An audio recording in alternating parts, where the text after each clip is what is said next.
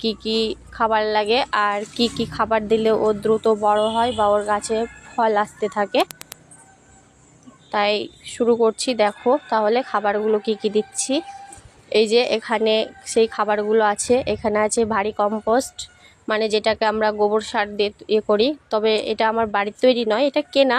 হ্যাঁ, ভারী কম্পোস্ট, হাড় গুঁড়ো, শিং গুঁড়ো আর নিমখোল, এগুলো আর কিছু হয়তো ভালো বেলে মাটি শুদ্ধ মিক্স করে একসঙ্গে গাছের গোড়াতে এইভাবেই খুঁড়ে খুঁড়ে সাইডগুলো সরিয়ে এভাবে, তারপর ওগুলো সারগুলো এইভাবে গোল করে চারি সাইডে দিয়ে দিতে হবে।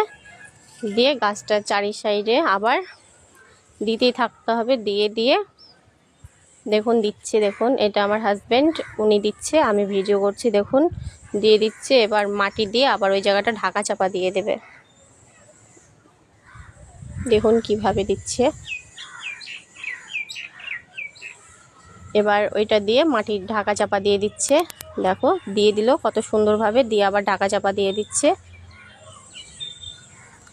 এটাই সেই আপেল গাছ।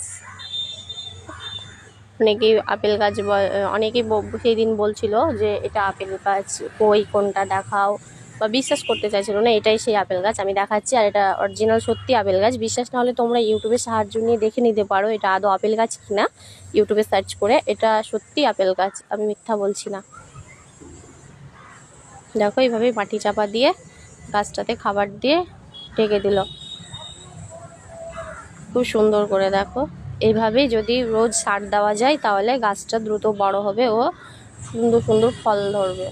আমার গাছটা অনেক ছোট, চেষ্টা করব গাছে ফল ধরানোর এবার। আর গাছে ফল ধরলে তোমাদের দেখিয়ে দেব। এই দেখো ঢাকা চাপা দিয়ে দিল কত সুন্দরভাবে মাটিটা দিয়ে। এবার ওইখানটায় জল দিয়ে দিতে হবে। এই যে হয়ে গেল, উঠে পড়লো। এবার ওই জায়গাটায় জল দিয়ে দিতে হবে। জল দেওয়া হয়ে গেলে ওটা সম্পূর্ণ হয়ে গেল।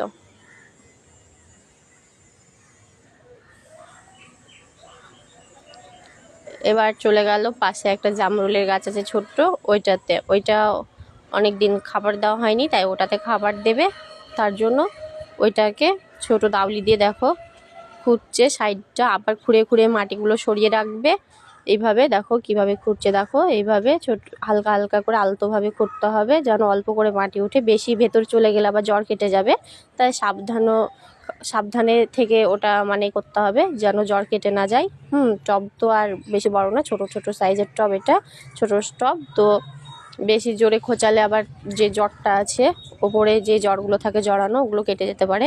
তো এইভাবে খুঁটিয়ে খুঁটিয়ে এই যে সারগুলো দিয়ে দিচ্ছে। দেখো সারগুলো দিয়ে আবার মাটি দিয়ে ঢেকে দিবে। দিয়ে মাটিতে ঢেকে দেওয়ার পর তখন আবার জল দিয়ে দেবে, তাহলেই সম্পূর্ণ থাকবে। আর গাছের সবথেকে বড় উপকারিতা হচ্ছে তুমি সার একটু লেটে দিলেও জল কোনো সমস্যা হবে না, তবে জলটা প্রত্যেক দিন 2 বেলা রেগুলার দিতে হবে। এটা কন্টিনিউ চালাতে হবে আপনার যতদিন গাছ ঠিকঠাক বড় না হবে, ঠিকঠাক ফল দিতে না থাকবে। জলটা প্রত্যেক দিনই লাগবে। হয়তো মাঝে মধ্যে এক একদিন হয়তো একবেলা বাদ গেলে আর একবেলা দেওয়া যাবে, সমস্যা নাই। তবে সন্ধ্যাবেলায় আর সকালবেলা অবশ্যই জল দিতে হবে গাছে, তাহলে গাছ